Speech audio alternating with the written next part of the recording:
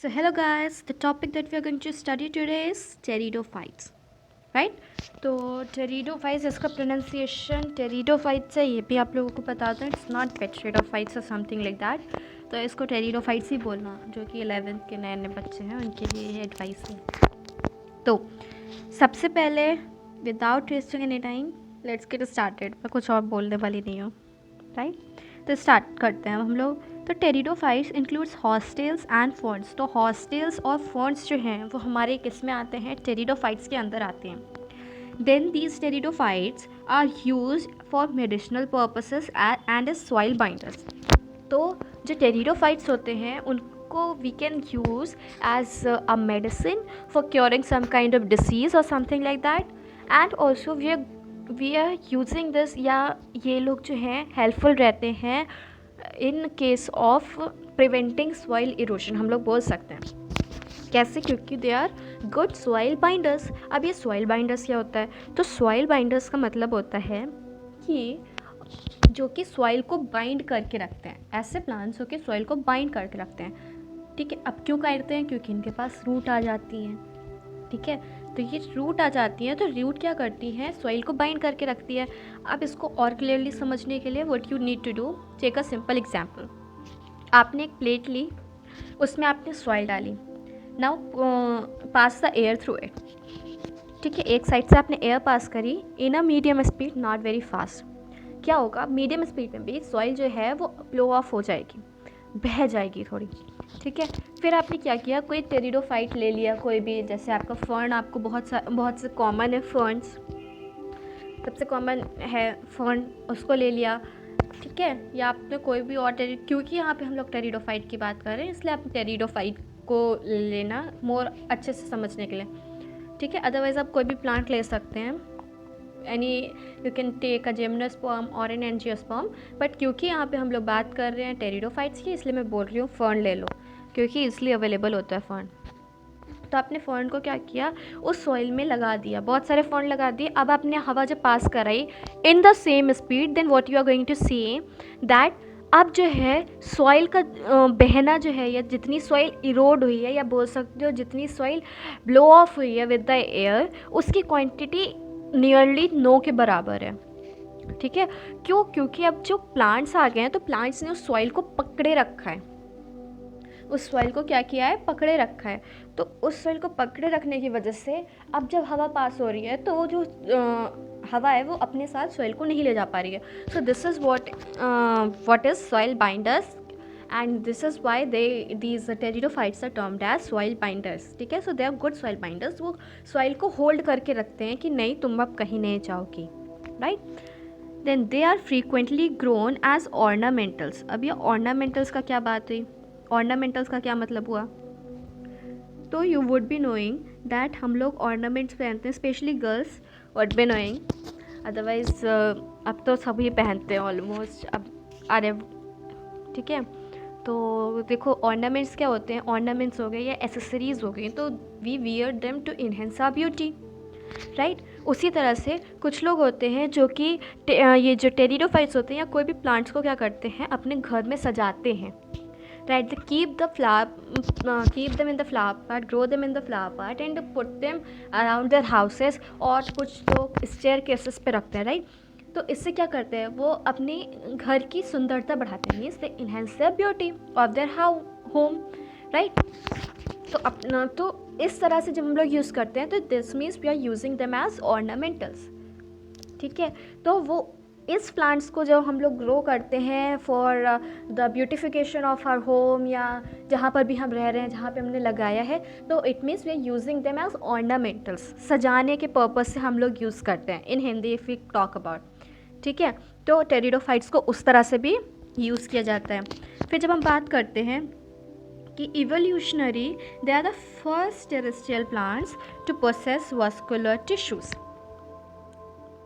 Right? तो they are the first vascular plants to possess the vascular tissues. अब vascular tissues कौन से होते हैं? एक हमारा हो गया जाइलम, एक हमारा हो गया फ्लोएम, राइट? तो जाइलम और फ्लोएम, ये दोनों हमारे वास्कुलर टिश्यूज़ होते हैं जो कि transport of water and nutrients across the plant देखते हैं. मतलब जो वाटर होता है वो from roots to the leaf, and that is traveled through the xylem vessels, right? और जब फ्लोएम की बात करें तो फूड का ट्रांसपोर्ट होना, ठीक है. तो these are vascular tissues. So they were the first terrestrial plants जिसमें हम लोगों को vascular tissues दिखाई दिए, right? ये बहुत ही important question है, ऐसे MCQs भी पूछा जा सकता है, ठीक है. तो पहले प्लांट्स इनमें vascular tissues दिखाई दिए, they are टेरिडोफाइट्स. अब ये वर्ड लिखा है इवोल्यूशनरी मतलब कि अगर हम लोग इवोल्यूशन के बेसिस पर देखें कि सबसे पहले हमारे कौन से आए थे, algae, then we have bryophytes, then we have pteridophytes. तो अगर इवोल्यूशनरी देखें तो हमारे एल्गी जो था वो प्योरली एक्वेटिक था, उसमें कोई वास्कुलर प्लांट नहीं था. हम लोग जब ब्रायोफाइट्स में आए तो थोड़ा सा डिफरेंस देखने को मिला कि हाँ वो प्लांट्स जो थे वो मॉइस्ट एरिया में ग्रो करते थे नियर द वाटर बॉडीज़. तो उसमें क्या हम लोगों ने देखा कि जो हमारा वस्कुलर बंडल्स थे they were still absent in bryophytes. लेकिन फिर हमारे क्या आए, टेरिडोफाइट्स, जो कि लैंड पर, जो कि टेरेस्ट्रियल प्लांट्स हो गए, जो कि हमारे जो सॉइल है या लैंड है उस पर पाए जाने लगे. And they what they use to have the vascular bundles. तो अभी तक ब्रायोफाइट्स तक there were no vascular bundles, but now we got the vascular bundles in case of the pteridophytes, right? So they were the first terrestrial plants to have the vascular system, as we see on the basis of evolution, right?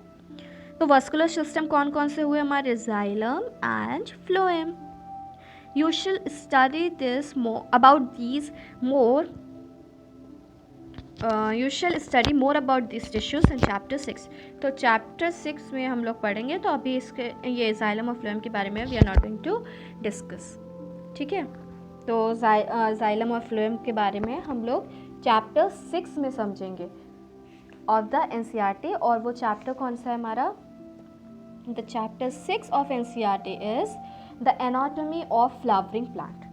तो इसमें हम लोग पढ़ेंगे about the xylem and phloem. फिर आगे बढ़ते हैं. It says that the pteridophytes are found in cool, damp and shady places through some though some may flourish well in sandy soil conditions also, ठीक है. तो ये कहाँ पर पाए जाते हैं, जहाँ पे ठंडक हो, कूल, डैम्प, शेडी प्लेसेस में पाए जाते हैं जहाँ पे सनलाइट ज़्यादा ना हो, ठीक है.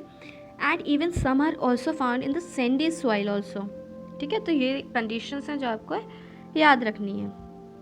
Then it says that you may recall that in bryophytes the dominant phase in the life cycle is gametophytic plant body. तो जब हम लोग ब्रायोफाइट्स की बात करते हैं तो ब्रायोफाइट्स में हम लोगों ने पिछले लेक्चर में देखा था कि जो उनकी डोमिनेंट फेज होती है through out the life cycle, कि कौन से फेज में वो लोग ज़्यादा शो अप होते हैं. So that is gametophytic plant body, that is more longly lived या दैट इज़ मोर डोमिनेंट. और जो स्पोरोफाइट होता है वो गैमेटोफाइट पे डिपेंड होता है फॉर द नरिशमेंट, ठीक है. लेकिन जब हम लोग प्लांट वो टेरिडोफाइट्स में बात करते हैं then the main plant body is sporophyte which is differentiated into true roots, stems and leaves, ठीक है. तो now they are comparing the bryophytes and the pteridophytes. तो ब्रायोफाइट्स में हमारा क्या था, dominant was the gametophytic plant body. But हम लोग जब टेरिडोफाइट्स में बात करते हैं then it is the sporophytic plant body that is dominant, right. And this sporophyte in case of pteridophytes is now having true roots, true stem and true leaves. In case of bryophytes it was stem like, root like या leaf like structures, but in case of pteridophytes we are going to see true root, true stem and true leaves, right. Then when we talk about we are going to see in the figure that is given below, तो हम लोग अभी देखेंगे. Then these organs possesses well differentiated vascular tissues. तो ये जो हमारी true roots, true stem and true leaves होती हैं they are going to have the vascular tissues into them. Then the leaf in the pteridophytes are small that are known as microphytes as in case of Selaginella, या फिर large as in case of ferns, and these large leaves are called macrophylls. तो जो phyll word है that is used for leaves, right. अगर छोटी है, wait a second, okay, so if we are having, अगर leaf जो है वो छोटी है, that means if it is small in size, then it is microphyll. Micro मतलब होता है स्मॉल, तो इट इज़ माइक्रोफिल। बट अगर जो लीफ है हमारी वो है लार्ज, तो हम उन लीव्स को क्या कहेंगे, macro, MACRO phyll, right. Small का एग्जाम्पल कौन सा है हमारा, स्मॉल लीव्स का एग्जाम्पल किस में दिया है, here they have given in Selaginella, और लार्ज का इन केस ऑफ फर्न्स। तो अभी जो नीचे डायग्राम है that we are going to see, और अगर आपके पास बुक है तो आप लोग पेज नंबर 37 पे देख लो, उस पर आपको मिल जाएगा डायग्राम, ठीक है। तो अभी देखते हैं। Then it says sporophyte bear sporangia that are subtended by leaf-like appendages called sporophylls.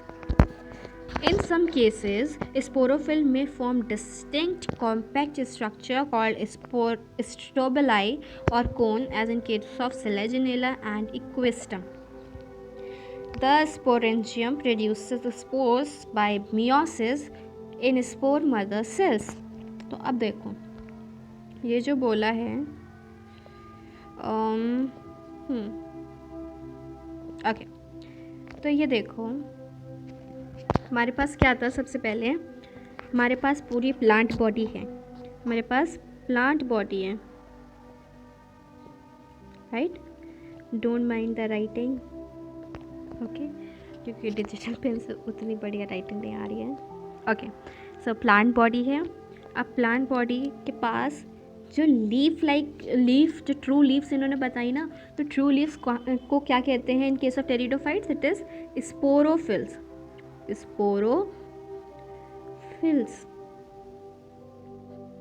अब स्पोरोफिल जो है वो टू टाइप्स की हो सकती हैं, या तो माइक्रोफिल्स या तो मैक्रो, राइट। माइक्रो या फिर मैक्रो। माइक्रो और मैक्रो ये दो टाइप की हो गई। माइक्रो मतलब स्मॉल, मैक्रो मतलब लार्ज लीव्स। अब जो ये लीव्स हैं, दीज लीव्स कंटेन्स, ये जो स्पोरोफिल है दैट कंटेन्स स्पोरेंजिया। स्पोरेंजिया के अंदर we have the spore mother cell, spore mother cell. अब ये जो स्पोर मदर सेल है, this spore mother cell divide meiotically. कौन सा, मियोटिकली। मियोटिक डिवीजन हुआ, या हम लोग बोल सकते हैं मियोसिस हुआ। Just wait a moment, okay, तो मियोसिस हुआ हमारा, and in what were formed haploid spores were formed, ठीक है। और ये हैप्लॉइड स्पोर्स फर्दर मतलब फर्टिलाइज करेंगे विद ईच अदर, या नहीं, पहले जो ये हमारे स्पोर्स हैं वो प्रोथैलस बनाएंगे। तो ये सब अभी हम आगे डिस्कस करेंगे। तो इतना चीज़ क्लियर हुई कि जो हमारी प्लांट बॉडी होती है, लेट मी टेक, तो जो प्लांट बॉडी होती है हमारी, प्लांट बॉडी के पास जो लीव्स होती हैं उनको हम लोग स्पोरोफिल्स कहते हैं। स्पोरोफिल्स जो होती हैं वो या तो छोटी होंगी या तो बड़ी होंगी। छोटी हैं तो microphyll and seen in case of Selaginella, अगर बड़ी हैं then it is in case of ferns and are known as macrophyll. तो ये जो स्पोरोफाइल्स होती हैं they are containing the sporangium in them. The sporangium contain spore mother cell, and spore mother cell divide meiotically, that is through meiosis, to form haploid spores, ठीक है। तो spores किसके अंदर होते हैं, स्पोरेंजिया के अंदर होते हैं। जस्ट वेट अ मोमेंट, यहाँ पे ये नहीं होगा, स्पोरेंजिया आया, मैंने देखा नहीं। तो ये स्पोरेंजिया है। तो स्पोरेंजिया के अंदर होते हैं हमारे स्पोर्स, और ये स्पोर्स किससे बनते हैं? स्पोर मदर सेल से। ठीक है, तो स्पोर मदर सेल कोई वैसा स्ट्रक्चर नहीं है जैसे कि लीफ होती है, नहीं, वो जब डिवाइड करता है मियोटिकली तो वो फॉर्मेशन कर देता है स्पोर्स की।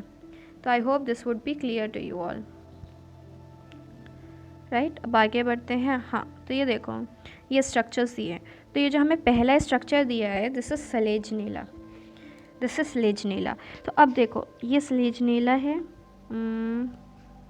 वाइट, वाइट से तो बिल्कुल नहीं दिख रहा है, ये लेते हैं। तो ये देखो, ये स्लेजनीला की बॉडी है। अब इसकी लीव्स देखो, I am showing it in. अब देखो कितनी बड़ी लीव्स हैं, इतनी छोटी सी लीफ है। तो ये कौन सी हो गई?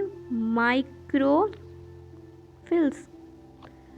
माइक्रोफिल्स हो गई माइक्रोफिल्स। ठीक है, अब ये देखो, ये वाला जो स्ट्रक्चर है, this is what, this is your stem. ये छोटी छोटी क्या है? हमारी लीव्स। और यहीं पर अभी हम लोगों को देखने को मिलेंगी रूट्स। तो ये क्या हो गई? हमारी रूट्स, ये जो आ रही है, तो ये हमारी क्या होगी? रूट्स। ठीक है, उसके बाद जब हम बात करते हैं इक्वेस्टम की, ये जो दूसरा स्ट्रक्चर दिख रहा है, ये क्या है? हमारा इक्वेस्टम। अब इस इक्वेस्टम में देखो, ये हम लोगों को स्ट्रोबलाई दिख रही है, ये स्ट्रोबलस है ना। तो अभी स्ट्रोबलस क्या आता है कि हम लोगों ने पढ़ा था कि जो इक्वेस्टम या सेलेजनेला के केस में जो स्पोरोफिल्स होती हैं वो कॉम्पैक्टली अरेंज हो जाती हैं टू फॉर्म द स्ट्रोबलाई या फिर कोन्स। तो these are what? Your cones. ठीक है, तो ये जो इसमें डॉट डॉट दिख रही है ना, इस तरह से बनी हुई, अगर और जूम हो सकता है, देखो ये एक सिंगल डॉट। तो ये जो सिंगल डॉट है, दिस इज सिंगल स्पोरोफिल। तो स्पोरोफिल कॉम्पैक्टली अरेंज हो गई टू फॉर्म स्ट्रोबुलस। एक सिंगल जो स्ट्रोबुलस होता है या कोन होती है उसको स्ट्रोबुलस बोलते हैं, और अगर बहुत सारी होती है यहाँ पर इस टाइप से, तो दोनों एक साथ बोली जाती हैं स्ट्रोबुलाई। ठीक है, उसके बाद देखो, ये हम लोगों को यहाँ पे नोड, इंटरनोड भी दिखने लगा। ये देखो, ये हो गया नोड, और ये दो नोड के बीच का जो जगह होती है दैट इज इंटरनोड, राइट। उसके बाद we are having these branches, right. फिर हम लोगों को राइजोम दिखा, ये जो हिस्सा है ये है हमारा राइजोम। यहाँ पे देखो रूट्स आ गए। ठीक है, अब आगे हम लोग फर्न्स की बात करते हैं। तो जब हम फर्न्स की बात करें, ये जो हमारे प्लांट दिख रहा है, इसको आप लोगों ने देखा होगा, मे बी स्कूल में ग्रो हुआ या फिर आसपास कहीं पर ग्रो हुआ देखा होगा। तो ये है हमारा फर्न का। तो इसकी लीव्स ऐसे होती हैं, इसकी लीव्स भी बहुत बड़ी बड़ी होती हैं, इस टाइप से होती हैं कुछ। वेट अ सेकेंड, इस टाइप से होती हैं। ये मैंने कोन बना दी, ठीक है, इस टाइप से होती हैं। ओके, अब इनको अगर ये ऊपर से देखो तो ये ग्रीन इन कलर है, राइट, ये ग्रीन इन कलर है। लेकिन जब आप इन्हें टर्न करके देखोगे ना, तो इनका स्ट्रक्चर कुछ इस टाइप का होता है।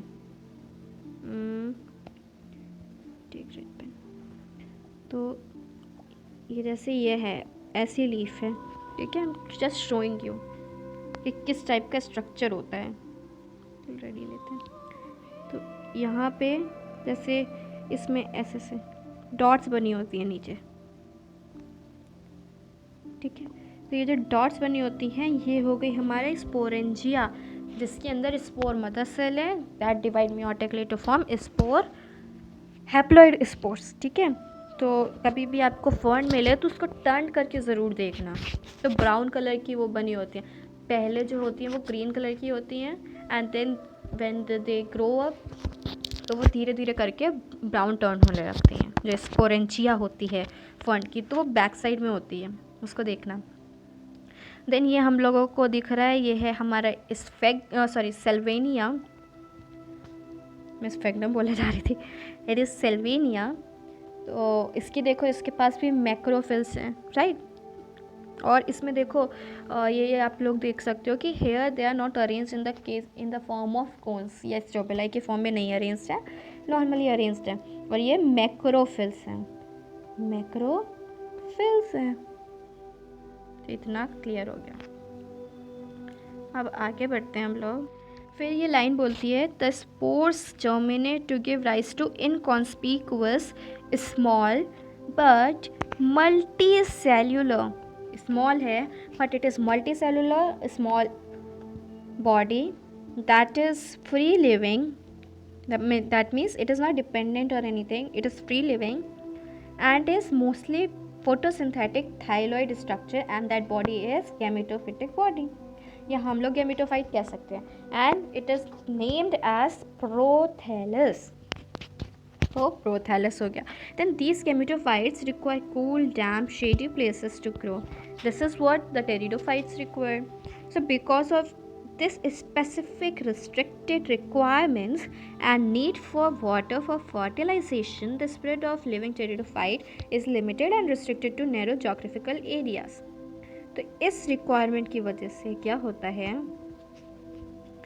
इस रिक्वायरमेंट की वजह से कौन सी, कि they require this gametophyte require cool damp shady places, इस वजह से they are restricted to very small geographical regions and they are limited to those areas only because of their requirement of एक ऐसी जगह जो बहुत ही ठंडी हो, डैम्प हो और जहाँ पे शेड हो, ठीक है। ऑल्सो उनको वाटर चाहिए फॉर फर्टिलाइजेशन, तो वो टेरेस्ट्रियल प्लांट्स हैं but they are grown near the moist areas बोल सकते हैं। Then the gametophytes bear male and female sex organs, male and female sex organs कौन बियर करता है, गैमेटोफाइट। ऑब्वियस सी बात है, गैमेटोफाइट है, उसका नाम तभी तो पड़ा होगा जब वो कुछ गैमेट टाइप की चीज़ों को हैंडल कर रहा होगा या हैप्लॉइड होगा। तो it bears the male and female sex organ, male sex organ को इंथ्रीडिया बोलते हैं, फीमेल सेक्स ऑर्गन को हम लोग आर्किगोनिया बोलते हैं।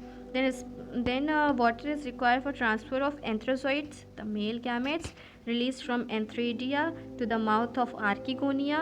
The fusion of male and female gamete within the egg present in the archegonia result in the formation of zygote. Zygote thereafter produces multicellular, well differentiated sporophyte, which is the dominant phase of pteridophyte in right. तो ये तो इन लोगों ने क्या बता दी, life cycle बता दी। क्या बता दी, लाइफ साइकिल। तो लाइफ साइकिल को अभी हम लोग डिस्कस करेंगे। Then in majority of pteridophytes all the spores of similar kind such as plants, such plants are called homosporous. तो ये होमोस्पोरस हेटेरोस्पोरस अभी बाद में पढ़ेंगे, उससे पहले हम लोग ये देख लेते हैं। ओके, तो ये ऐसा है। तो देखो हुआ क्या, जो लाइफ साइकिल है उसमें क्या होता है। लाइफ साइकिल में हुआ कि हमारे पास एक स्पोरोफाइट थी, स्पोरोफाइट थी। जो ये स्पोरोफाइट थी, इसके पास हमारे क्या थे, स्पोरोफिल, जिसके अंदर स्पोरेंजिया था, जिसके अंदर स्पोर मदर सेल्स थे जो कि मियोटिकली डिवाइड करते थे to form the haploid spores. तो स्पोरेंजिया के अंदर क्या था, स्पोरोफाइट के पास क्या था, स्पोरेंजिया, या हम लोग बोल सकते हैं स्पोरोफाइट के पास स्पोरोफिल्स थे, उसके अंदर स्पोरेंजिया था। तो सबसे पहले हम लोग डायरेक्ट शॉर्ट आउट करते हैं। तो स्पोरोफाइट थी, स्पोरोफाइट के पास हमारा स्पोरेंजिया था। जो स्पोरेंजिया था उसने प्रोड्यूस किए हैप्लॉइड स्पोर्स। कैसे प्रोड्यूस किए, स्पोरेंजिया के पास हमारे स्पोर मदर सेल थे जिन्होंने मियोटिकली डिवाइड किया। कैसे डिवाइड किया, मियोटिकली, मियोटिक, या wait just a minute, sporangia था, तो इसने मियोसिस शो किया, राइट। तो मियोसिस होने के बाद, I hope this would be clear, हमारा क्या फॉर्म हुए, स्पोर्स फॉर्म हुए and these spores were haploid in nature. इस हैप्लॉइड स्पोर ने क्या किया, it led to the formation of prothallus.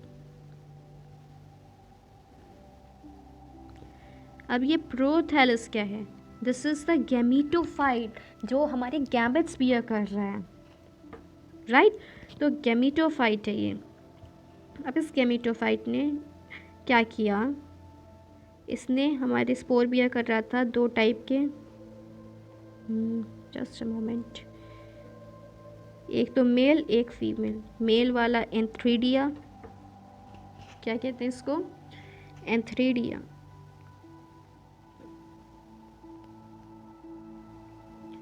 And female archegonia.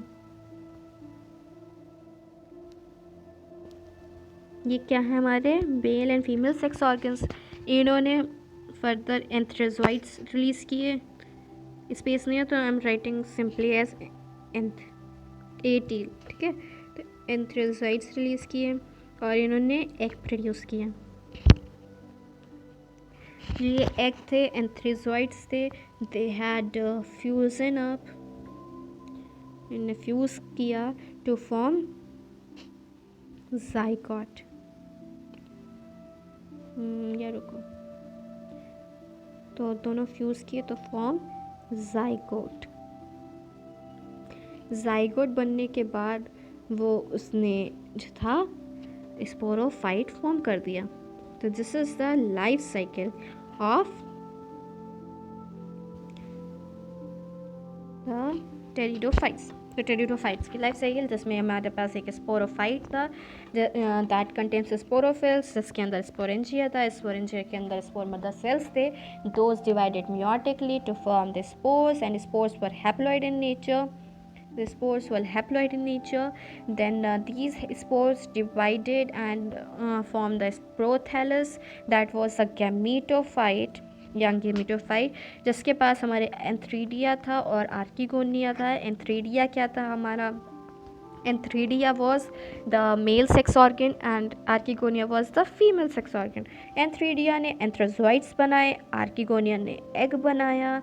उसके बाद दोनों ने फ्यूज़ किया, फ्यूजन हुआ, या हम लोग ऐसे बना सकते हैं, fused to form the zygote. Zygote बना, ज़ाइगोट बनने के बाद ज़ाइगोट फर्दर डिवाइड किया टू फॉर्म द स्पोरोफाइट. तो इस तरह से लाइफ साइकिल चलती रही. तो this was the life cycle of pteridophyte. I wish that you all have written it in the notebook, क्योंकि इसमें ज़्यादा क्लियर नहीं है, इसलिए I would not suggest to take this screenshot of it, instead write it down in the notebook on your own, right. तो आगे बात करते हैं. तो आगे ये बोलता है कि जो बहुत सारे जो हमारे ये होते हैं टेरिडोफाइट्स, उनमें सिमिलर काइंड ऑफ स्पोर्स दिखते हैं. जो स्पोर्स फॉर्म होते हैं they are of similar kind. Similar kind से मतलब क्या है, सिमिलर काइंड से मतलब है कि दे आर सेम साइज और सेम काइंड के होते हैं. तो उन प्लांट्स को बोलते हैं होमोस्पोरस. होमो मतलब सेम, स्पोरस मतलब spores, same type of spores को बियर करने वाले. लेकिन कुछ जनराज में लाइक सेलेजिनेला एंड सेल्वेनिया क्या होता है कि दो टाइप के स्पोर्स हमें देखने को मिलते हैं. एक मैक्रो स्पोर, एक माइक्रो मतलब लार्ज स्पोर, और एक स्मॉल स्पोर. तो ये दो काइंड के हो गए स्पोर्स. तो इन प्लांट्स को क्या कहते हैं, हेट्रोस्पोरस. प्लीज़ प्लीज़ प्लीज़ इस पॉइंट को बहुत अच्छे से याद रखना, इसको अच्छे से समझो, क्योंकि ये बहुत ही ज़्यादा इम्पॉर्टेंट है, राइट. तो ऐसे प्लांट्स जिसमें दो टाइप के स्पोर्स दिखते हैं उनको कहते हैं हम लोग होमोस्पोरस. हेट्रोस्पोरस वो होते हैं जिनमें, सॉरी मैंने उल्टा बोल दिया, होमोस्पोरस वो प्लांट्स होते हैं जिनमें सेम काइंड ऑफ स्पोर्स दिखते हैं, और हेट्रोस्पोरस वो प्लांट होते हैं जिसमें दो टाइप के स्पोर्स दिखते हैं. और हेट्रोस्पोरस के एग्जांपल है सेलेजिनेला एंड सेल्वेनिया. और बाकी के जो मेजॉरिटी ऑफ टेरिडोफाइट्स हैं, राइट, उसमें होमोस्पोरी होती है और हेट्रोस्पोरी किस में होती है, in case of very few. Some of the example of Selaginella and Salvinia दो एग्जाम्पल्स हैं ऑफ हेट्रोस्पोरी. आपसे ये भी पूछा जा सकता है कि हेट्रोस्पोरी होमोस्पोरी कौन से प्लांट्स में होती है. Then you need to define them, right. तो ये पॉइंट ज़्यादा अच्छे से क्लियर हो जाने चाहिए। दो टाइप के स्पोर्ट्स कैसे, एक मेगा एक माइक्रो। मेगा मतलब बिग, माइक्रो मतलब स्मॉल स्पोर्ट्स। मतलब mega and micro spores dominate and give, mega and micro spores dominate and give rise to female and male gametophytes. मतलब मेगा फॉर्म करता है female and micro spore form करता है male gametophyte. ये point भी याद रखना। The female gametophyte in this case are retained on the parental sporophytes for variable periods. जब फीमेल वाला गैमेटोफाइट होता है तो वो प्लांट बॉडी पर रहता है for the development of zygote into young embryo take place within the female gametophyte. तो एक नॉर्मल सी बात है कि जो फीमेल गैमेटोफाइट है उसके अंदर जाइगोट का डेवलपमेंट होता है into the young embryo, right. उसके बाद ये जो डेवलपमेंट होता है ना from the zygote to the young embryo, इससे पहले सीड हैबिट दिखाई देती है। अब ये सीड हैबिट क्या होती है? तो सीड हैबिट जो होती है वो सबसे पहली बात शो होती है हेटेरोस्पोरस प्लांट बॉडी में। अब ये हेटेरोस्पोरस अभी मैंने बताया था कि ऐसी प्लांट बॉडी जिसमें दो टाइप के स्पोर्स फाउंड होते हैं, जैसे कि हो गया mega spore that is female spore and the microspore that is the male spore, ठीक है। तो ऐसी प्लांट बॉडी में होता है। तो जो जाइगोट से एम्ब्रियो बनने से पहले क्या होता है कि डिफरेंशिएशन ऑफ मेगा स्पोर होता है। तो जो मेगा स्पोर होता है, मेगा स्पोर हमें हेटेरोस्पोरस में मिलता है, हेटेरोस्पोरी में मिलता है। तो जो मेगा स्पोर होता है जब वो डिवाइड करता है तो उसमें से सिर्फ एक जो मेगा स्पोर होता है that is retented into the megasporangium. तो उस मतलब कोई एक ही जो मेगा स्पोर होता है वही रहेगा, बाकी सारे डीजनरेट कर जाएंगे, राइट। तो this is what is known as seed habit and it is a very very very important step in case of evolution, ठीक है। फिर हम लोग जब बात करते हैं कि pteridophytes are further classified into 4 सब क्लासेस या 4 क्लासेस। तो फर्दर ये क्लासीफाई किए गए हैं इनटू डिफरेंट क्लासेस। तो उसमें आता है फिलॉप्सिडा, लाइकोप्सिडा, फिनोप्सिडा एंड टेरोप्सिडा। फिलॉप्सिडा में स्लेटम, लाइकोप्सिडा में लाइकोपोडियम एंड सेलेजिनेला, फिनोप्सिडा में इक्वेस्टम एंड टेरोप्सिडा में ड्रैप्सिडा, टेरेस एंड एडेंटियम, ठीक है, ये आते हैं। तो ये बाकी आप लोगों का काम है रिवाइज करना एंड इसको अच्छे से। I felt like I have taught. अगर आपको अभी भी कुछ प्रॉब्लम हो तो आप नो प्रॉब्लम आप कमेंट सेक्शन में डाल दीजिए, मैं सेपरेटली उसको हैंडल कर लूँगी। तो you don't need to worry.